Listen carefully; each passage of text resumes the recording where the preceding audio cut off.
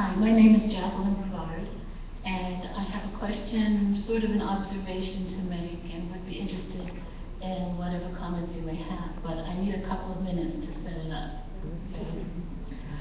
I recently retired from Merck. I was the Chief Ethics and Compliance Officer. I retired a couple of years ago, but I had been at Merck for 30 years.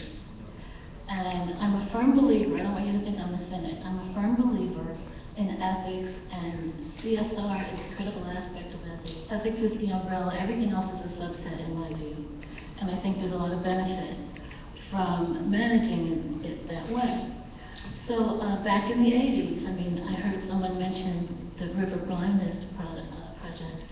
Back in the 80s, maybe 86, 87, after 10 years or so of research, Merck discovered a just phenomenal product to eliminate river blindness for a population that could not possibly pay for it. And after a lot of angst, considering, lost profits because it could have been sold to WHO or to the USAID, the decision was made to give this product away. And we just celebrated the 25th anniversary in 2012. So internally at Merck, that was a really big deal. And to this day, it's something I'm enormously proud of. But externally, I'm not convinced that people even know about it. So from that standpoint, you have to ask yourself, what's the benefit of all this CSR? Now, I think there's a lot of benefit. That's why I say I'm not approaching this from a cynical standpoint. But you cannot help but ask, most people don't really know what Merck did in that regard and continues to do.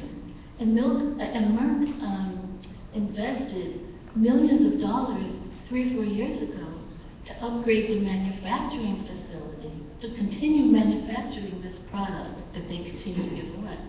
Nobody knows about that, okay?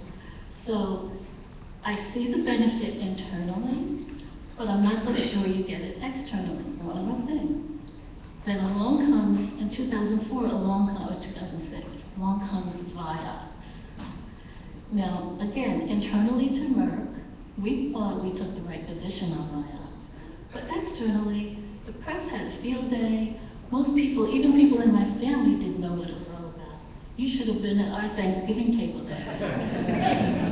I worked for a company that made Celebrex. We were hot under the Yeah, but the difference is Celebrex is still on the market. Baxter was the... Celebrex is still on the market. Merck voluntarily withdrew Vioxx. But I don't even know if many people know it was voluntary. We didn't have to do that. We could have taken the black box warning. Now, having said all that, this 25-year investment in Nextazan, the river blindness product, didn't do much for Merck in 2006 when Vioxx came along. So you have to wonder, is there really a benefit? I think there is, but I'd like you to just comment on that. Any of you. First, there's a lot of reformed drug dealers here. Yeah.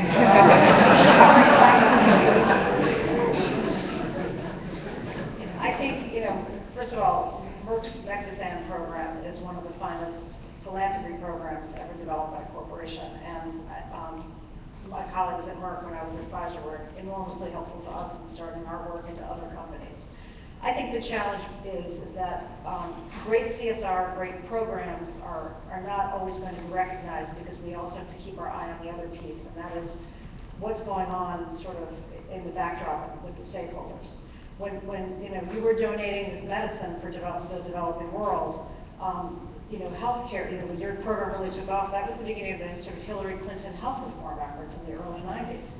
And the industry did not understand what stakeholders expected in the U.S. The concern that stakeholders have is not, are we giving it away, are we generous? They had a problem with our business model. A business model where most countries actually set the price of pharmaceuticals except the U.S. So the U.S. was one of the last markets where the industry could actually make money. And so it was a huge issue for pharma in the US at the time was the sanctity of intellectual property, which the average American doesn't understand, doesn't know, doesn't care. They see that they're going to the pharmacy every week, refilling their name your drug name, and their co-pays going up. So I don't think philanthropy or even CSR disconnected from stakeholder perceptions and that trend spotting that Dave talked about is going to get you much when something bad goes wrong, or when something bad happens, whether it's a buyout. And corporations, you know, we live in a world now where the stakeholder is king. The NGO is God and the corporation is evil. That's the world we live in right now. So it doesn't matter if we do something voluntarily. If the stakeholders decided that what we did was worse than anything that we've ever done in our history. And that's, I think, the world we live in. I don't think the river blindness issue is as hidden as you think it is. I think a lot of people know it. Everybody here knew it. I knew it from the cases that we teach in the school.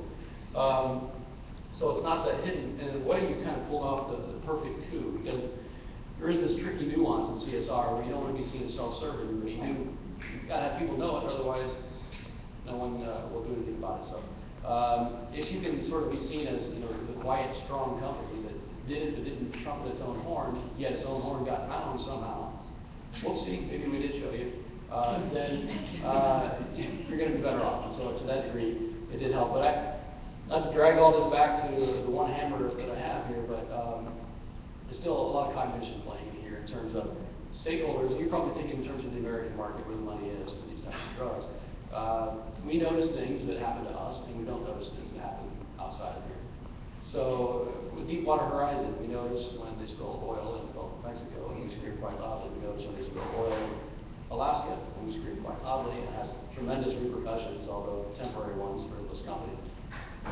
But when they spill 50 years worth of oil nonstop in African countries, they finally got noticed, I think, a year ago. So that's the reality. This goes back to the cognition problem. Like, people only notice certain things that are within their zone, and those things won't be within the zone of the people that you think are probably the ones with the money, and they're going to